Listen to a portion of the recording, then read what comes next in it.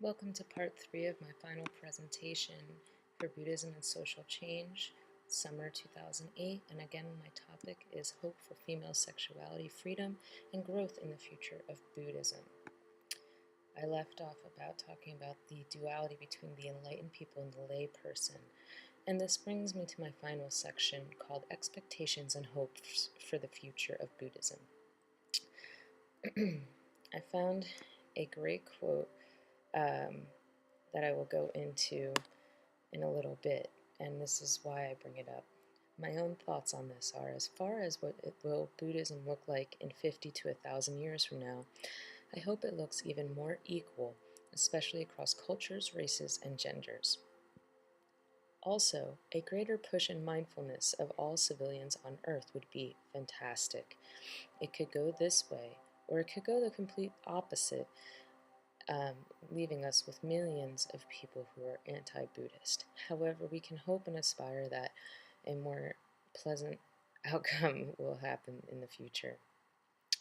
The main things I see personally, and building upon ideas we discussed in these lectures, that have to change in order for Buddhism to become this ideal, is that women must be incorporated into the philosophy of Buddhism more. The discrepancies of philosophy and practice need to be addressed, and address the conflicts and the contradictions and the dualities of its own practices.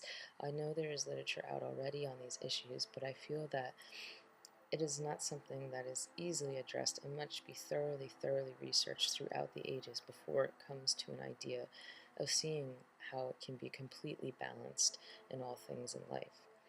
I believe the guidelines for monks should be updated.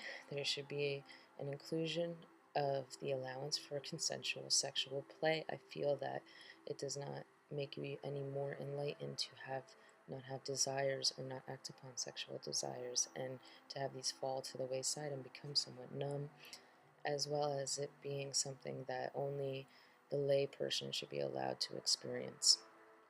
I feel that also a huge thing that has to be changed is the guidelines, including conversation with women. I feel that that should be able to happen whenever, night, day, in between. I do not see the old-fashioned reason for this any longer in society.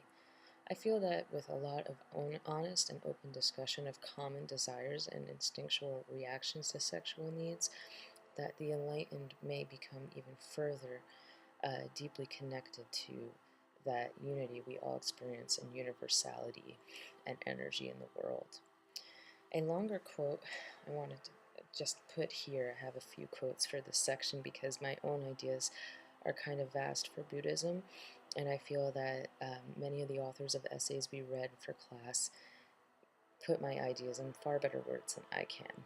The first is from Kuan Kayu, his article, and I believe I will just state one paragraph first. It says, if young rural girls could be given the same opportunity as the boys to enter a monastic life, they would have access to education and at the same time be able to repay spiritual gratitude to their parents.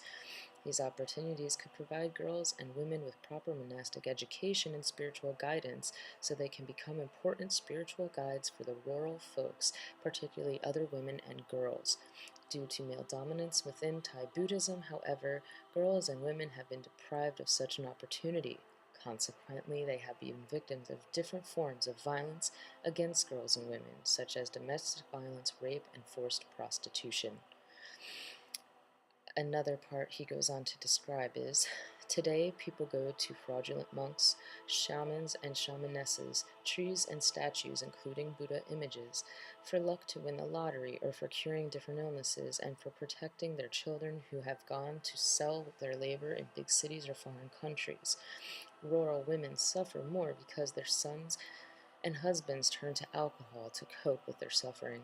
Many women in my village have now become the major income earners of the household as a result of alcoholism that is widespread in most rural communities over the past 10 years. I feel that this is an issue that must be addressed by these communities immediately for any social change to occur. Alcoholism is a very serious issue, especially over an entire society coping with something. I think in anything, history has shown time and time again that this can lead to lots of destruction among man and the fact that world women are still having issues of equality. I hope one day that they can experience what it's like to be able to receive a great education and a choice in spirituality. Another quote I would like to put in here is from Venerable Dr. Sri Damananda.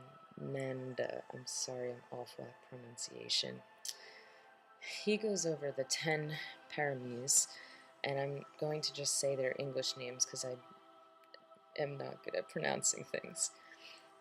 He says the 10 paramis: generosity, precept, renunciation, wisdom, energy, patience, truthfulness, determination, loving kindness, and equanimity can form a solid value system on which a Buddhist builds his or her personal spiritual life. This individual effort is then extended to members of the family, the community, the nation, and finally the world as a whole. All Buddhists all over the world must consciously make the effort to understand the importance of practicing these values, endeavor to practice them earnestly, and then explain them to others. Our education system and our media network must spread these values through every means possible so that our daily thinking is affected by them. We all know the famous Jataka tale in which the Bodhisattva advises his acrobat master to ensure perfect safety. Each performer must be fully concerned about his own welfare and security first. In that way, both parties will be safe. Therefore, the implementing of a Buddhist value system involves making each individual understand his responsibility towards the rest, to understand the interrelatedness of all beings, to guard him or herself, and thereby guarding others.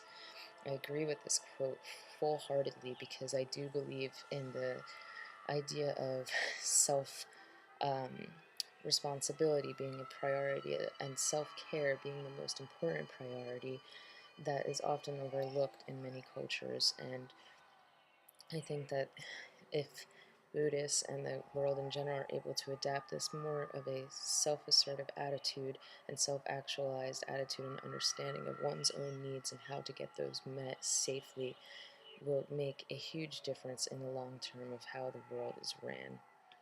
The final quote I want to include is by Richard Hayes. This is destined to remain an obscenely materialistic and consumerist society for quite some time to come. No more than a handful of people will strive for simplicity and being content with what is merely sufficient. Integrity is almost impossible to find on a large scale in any sector of today's society.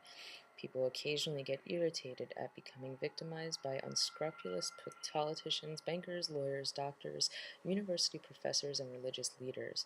But the irritation motivates precious few people to stop and think about what they are doing to victimize others. I think this is a very realistic statement of society today. Although it may come across harsh, I think this is very realistic, and I think that it is not till we take Dhammananada's view and internalize this and then be able to externalize it for others that Richard Hayes' ideas will cease to exist. So I have hope for the future of Buddhist culture in general, as well as the role of the women in Buddhist culture. And this concludes my final presentation for Buddhism and Social Change in the summer 2008 semester at CIIS online classes. Thank you.